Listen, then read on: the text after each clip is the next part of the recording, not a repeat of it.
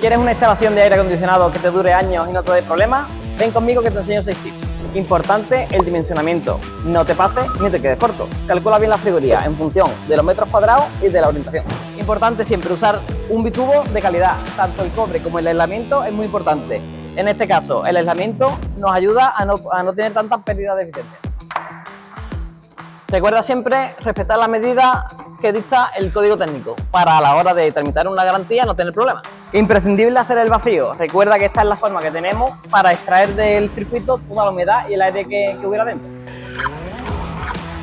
Adiós a las vibraciones. Con los Ciniblock, tu vecino y sobre todo tú en tu casa lo agradecerás. Otra recomendación que os damos cada vez que instales un aire acondicionado es siempre con una botella comprobar la caída del desagüe vertiendo agua hacia la bandeja.